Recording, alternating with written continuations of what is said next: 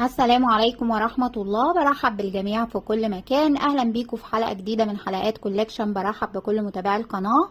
كنا على الفيديو السابق اشتغلنا الحقيبة او الشنطة بالشكل ده كده، والنهاردة ان شاء الله هنتعلم نعمل الايد دي مش حبل الليسيه ولا حاجة، ولكن زي ما احنا شايفين قد ايه شكلها محترف وحلو جدا. هنشتغلها خطوة بخطوة، امتن كتير من حبل الليسيه. هتبقى عملية قوي على اي باترون من باترونات الشنط او الحقائب اللي بتشتغليها. اتمنى تعجبكم. حابة بس اذكركم اننا اشتغلنا الايد العجل دي بخامة تانية اللي هي الجلد. اذا حابه تشوفيها معايا او حابه تشوفي ايادي للشنط عامه من الجلود او من الكروشيه، هتلاقيها كلها موجوده ومتوفره على اول تعليق مثبت تحت الفيديو، اضافه الى كل لينكات التواصل والصفحات الرئيسيه اللي من خلالها تقدري تشوفي وتتابعي معايا كل الباترونات والتطبيقات اللي اشتغلناها مع بعض. اما دلوقتي خلينا نشوف الادوات وطريقه التطبيق لباترون النهارده. الادوات اللي هستخدمها، انا هشتغل على خيوط المكرميه الكريستال الفرنساوي الرفيعه بالشكل ده كده. هستخدمها على فتلتين عشان تبقى اسمك شويه، وطبعا تقدري تستخدمي اي خامه متوفره عندك وحابه تشتغلي منها وتنفذي بيها نفس التطبيق. زي ما احنا شايفين الخيوط دي هشتغل بيها مجوز على ابره رقم 4 ملم. هحتاج لابره التنظيف وللمقص، وطبعا هحتاج للحلقات اللي هنركبها في نهاية الايد. وزي ما احنا شايفين في منها اشكال والوان كتير جدا، سواء الفضي او الذهبي او الفاميه، وكمان في منها مدور مربع او بيضاوي. زي ما احنا شايفين كده كلها موجودة ومتوفرة في نفس الاماكن اللي هتشتري منها الخيوط على قسم الاكسسور. تقدري تستخدمي المتوفر والمتاح، وكمان تقدري تستخدمي الحجم المناسب لايد الشنطة اللي هتستخدميها. وزي ما احنا شايفين ده اخر مكون هحتاجه، وهو عبارة عن خرطوم من البلاستيك بالشكل ده كده بتخانة معينة. الحقيقة ان الخرطوم ده يشبه كتير لسلك الكهرباء، بس هو مش سلك كهرباء ولكن خرطوم يعني بيستخدموه الناس اللي بتعمل حقائب وشنط. طبعا هو متوفر عندي لان انا بشتغل حقائب من الجلد، فبشتريه من نفس الاماكن اللي بشتري منها الجلود اللي بستخدمها على صنع الحقائب. بس لو مش متوفر عندك او مش هتعرفي تحصلي عليه، هقولك على نهاية الفيديو على بدائل تقدري تستخدميها بنفس الطريقة وتديكي نفس المتانة ونفس التطبيق. اول خطوة هنبتدي نعملها، هنشتغل حلقة بداية عادية خالص بالشكل ده كده. هسحب من الخيط 1 2 وبشد طرف الخيط. بعد كده هرتفع على البداية ب3 غرزة سلسلة، 1 2 3 بالشكل ده كده. بعد ال3 سلاسل هتجاهل اول سلسلة تحت الابرة على طول، وهشتغل على تاني سلسلة. هدخل على الغرزة رقم 2 بالشكل ده كده، وهسحب الخيط وهشتغل غرزة حشو من الغرزة البسيطة اللي هي حلقتين وبطلع منها. متبقي معايا غرزة واحدة هبتدي ان انا ادخل فيها بالشكل ده كده، وهشتغل برضو فيها غرزة حشو.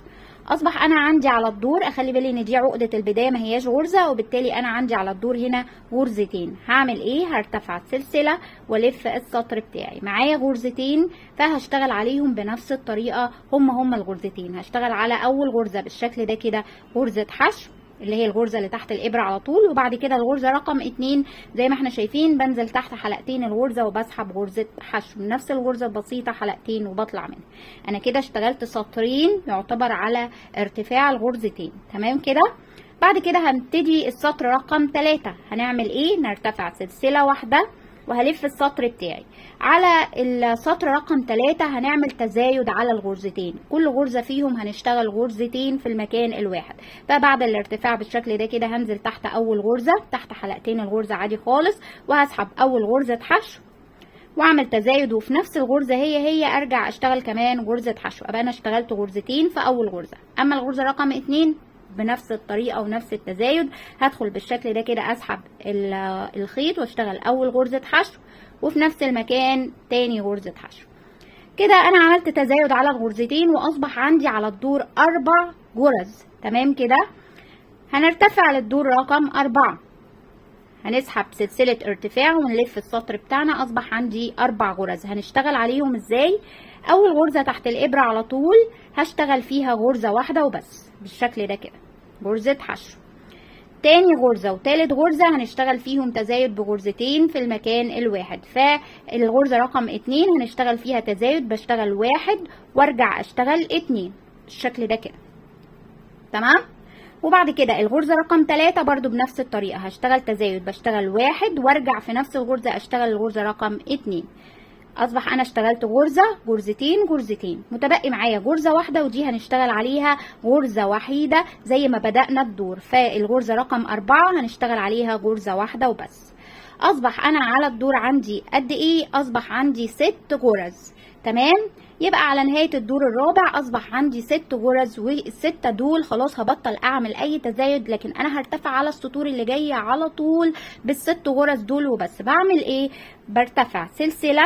هنرتفع قد ايه؟ انا هرتفع 44 سطر بنفس الطريقه اللي هنشوفها دلوقتي، اللي هي تكرار السطر رقم 5. تمام. برفع سلسله ارتفاع والف السطر بتاعي، عندي 6 غرز هشتغل عليهم 6 غرز، كل غرزه غرزه واحده وبس. بدءا من الغرزه اللي تحت الابره هاخد اول غرزه، الغرزه اللي بعد كده برضو غرزه، وكل الغرز بتاعتي عباره عن غرزه حشو من الغرزه البسيطه، حلقتين وبطلع منها كده 3 4 5 6 زي ما احنا شايفين مع بعض كده. بدءا من السطر ده كده هيبقى تكرار من هنا ورايح. انا هرتفع 44 دور بنفس الطريقه، ده هعتبره الدور الاول من ال 44، وهرتفع سلسله ونكرر. بلف الشغل بتاعي كده، معايا 6 غرز هشتغل عليهم. بدءا من الغرزه اللي تحت الابره هسحب غرزه حشو واحده فوق كل غرزه من الستة بالشكل ده كده. 2 3 4 5 والغرزة الستة والأخيرة بالشكل ده كده. تمام. زي ما احنا شايفين هما 6 غرز بقى هرتفع بيهم بنفس الطريقة. كل مرة بنيجي على النهاية نرتفع سلسلة ارتفاع ونرجع بالسطر مرة تانية. زي ما قلت لكم هرتفع 44 سطر ونرجع نشوف الخطوة اللي جاية. ارتفعت بالسطور زي ما احنا شايفين مع بعض كده، ارتفعت بيه 44 سطر ثابت على ال6 غرز. طبعا لو حابين يكون ايد الشنطة اصغر او اكبر، ال 44 سطر اللي انا ارتفعت بيهم الثابتين دول مش لازم تلتزمي بيهم، ممكن تعمليهم اكتر او اقل حسب حجم الايد اللي انت حباها، وده طبعا بيبقى حسب حجم الشنطة اللي انت اشتغلتيها. فلما تشتغلي الشنطة بتقدري تحددي حجم الايد اللي انت هتشتغليها عليها. اذا ال 44 سطر مش ثابتين معايا، ممكن يزيدوا او ممكن يقلوا اذا حابه الايد تكون اكبر او اصغر. انا هنا بعد ما ارتفعت ال 44 دور بالشكل ده كده وخلاص حابه يكون ده حجم ايد الشنطه، هاجي هنا اهوت على النهايه كده ونشتغل بقى السطور اللي هتدينا نفس الشكل اللي بدأنا بيه هنا اهو كده اهو. فهنعمل ايه؟ هنرتفع على الدور الجديد بسلسله ارتفاع عادي خالص ونلف الشغل بتاعنا على اول غرزه تحت الابره على طول. هشتغل غرزه واحده وبس، اجي بالشكل ده كده هشتغل غرزة حشو. تمام. وبعد كده على الغرزتين اللي جايين هعمل تناقص، بدخل جوه الغرزة بالشكل اللي احنا شايفينه واسحب الخيط، والمفروض ان انا هشتغل غرزة حشو مش هشتغلها، هحتفظ بيها على الابرة. الغرزة رقم 3 بنفس الطريقة هدخل الغرزة اللي عليها الدور رقم 3 كده واسحب الخيط، وكده يبقى معايا 3 حلقات. يبقى انا اشتغلت الغرزة الثانية والثالثة واحتفظت بيهم على الابرة، معايا 3 حلقات هسحبهم على حلقة واحدة بالشكل ده كده، ابقى عملت تناقص على تاني وتالت غرزة. الغرزة رقم 4 و5 بنفس الطريقة هدخل على الغرزة رقم 4 اسحب الخيط، وكده مش هشتغل الغرزة هحتفظ بيها. هدخل الغرزة رقم 5 واسحب الخيط، معايا كده 3 حلقات، اشتغلت 4 و5 مع بعض، وبعد كده اسحب ال3 حلقات مع بعض. بيتبقى معايا غرزة واحدة اللي هي رقم 6، ودي هشتغلها غرزة واحدة زي ما بدأت الدور. اذا على الغرزة الاخيرة هسحب غرزة حشو. اصبح معايا على الدور ده قد ايه؟ 4 غرز. تمام. 1 2 3 4. طبعا احنا جمعنا الغرز اللي في النص فاصبح معايا 4 غرز بالشكل ده كده. هرتفع للدور الجديد سلسلة واحدة والف الشغل بتاعي على الدور ده. هعمل تناقص على جميع الغرز، كل غرزتين مع بعض هاخدهم تناقص. اذا عندي 4 غرز، فعلى الغرزة الاولى على طول تحت الابرة هدخل واسحب الخيط واحتفظ بيه على الابرة كده. الغرزة اللي بعد كده برضو هسحب الخيط، معايا 3 حلقات كده، اشتغلت 1 و2، هسحب ال3 حلقات على حلقة واحدة. هكرر على الغرزتين اللي بعد كده، الغرزة اللي عليها الدور هسحب الخيط واحتفظ بيه على الابرة، ثم الغرزة الاخيرة من الدور هسحب الخيط بالشكل ده كده، معايا 3 حلقات هطلع منهم مرة واحدة. اصبح معايا على الدور ده غرزتين، 1 2. هشتغل السطر الاخير، هرتفع سلسلة وهشتغل على الغرزتين دول زي ما هما كده. الغرزة اللي تحت الابرة على طول هشتغل فوقيها غرزة واحدة وبس، والغرزة اللي بعدها برضو هشتغل غرزة واحدة وبس. اذا انا حصلت على نفس الشكل اللي انا بدأت بيه القطعة بتاعتي، شايفين معايا كده. وهنا كده هعمل ايه؟ هبتدي ان انا اخد سلسلة تأمين وارفع الخيط شوية واخلي الخيط ده بزيادة شوية كده، علشان نفس الخيط ده هثبت بيه الحلقة على ايد الشنطة. هلضم النهاية بالشكل ده كده على ابرة التنظيف زي ما احنا شايفين مع بعض، وهاجي الحلقة اللي هستخدمها ايا كانت الحلقة دي هدخلها بالشكل ده كده، بحيث تبقى على حرف القطعة بتاعتي اللي هما الغرزتين اللي نهيت بيهم بالشكل ده كده، وهتني الغرزتين للداخل، ثم بخياطة عادية خالص هبتدي اثبت الغرز ببعض بخياطة عادية، ومن خلال ابرة التنظيف كده زي ما احنا شايفين مع بعض هاخد غرز تثبيت عادية خالص.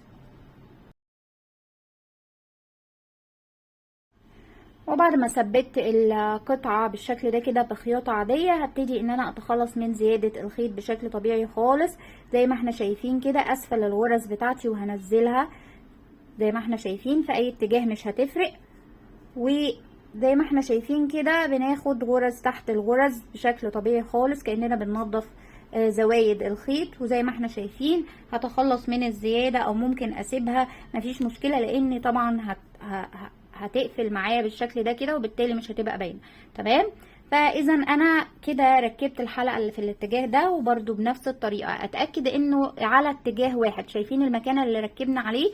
اتاكد انها على اتجاه واحد بالشكل ده كده، واستخدم الحلقه التانية بنفس الطريقه علشان تبقى على نفس الاتجاه بالشكل اللي احنا شايفينه. طبعا على ابرة التنظيف ابتدي ان انا الضم بداية الخيط واثبتها بخياطة عادية زي ما ثبتنا على الاتجاه ده كده.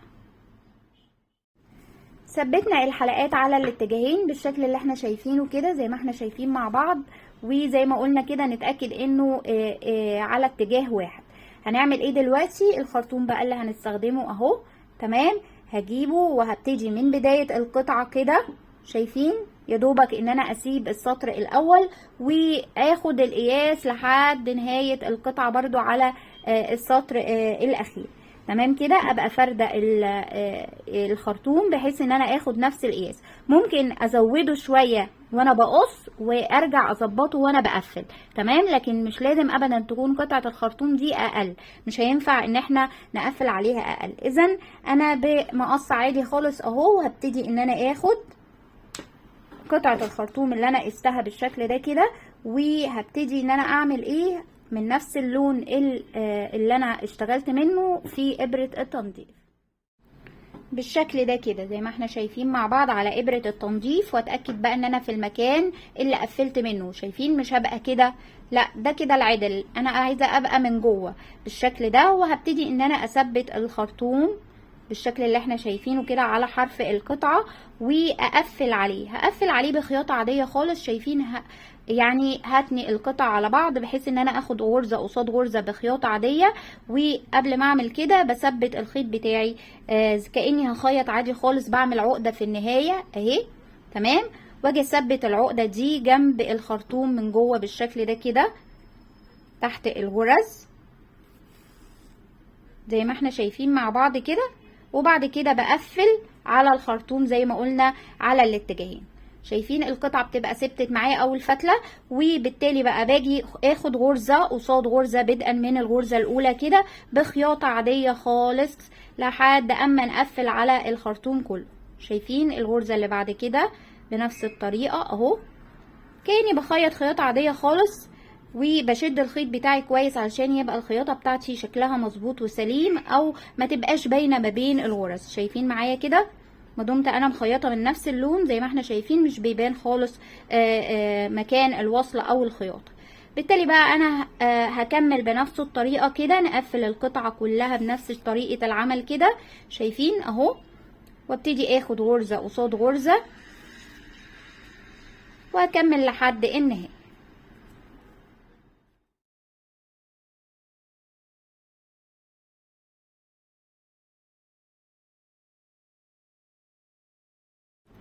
زي ما احنا شايفين مع بعض كده انا وصلت لحد النهاية، وفي النهاية هنا طبعا زي ما قلنا كده لو لقيتي الخرطوم اطول من القطعة اللي اخدتيها تقدري تقصيه بالمقص عادي وتخليه على قد القطعة، تمام كده. لكن انا زي ما احنا شايفين الخرطوم اصبح على مقاس القطعة بالظبط اللي انا اخدتها، وبالتالي انا هنا كده على النهاية هبتدي ان انا اخد اخر غرزتين مع بعض واتخلص من زيادة الخيط. بعمل ايه؟ بدخل كده تحت الغرز بتاعتي من جوه، من تحت الغرز شايفين بدخل جوه كده وهخرج من اي اتجاه مش هتفرق، زي ما بالظبط بنضف زيادة الخيط زي ما احنا شايفين مع بعض كده.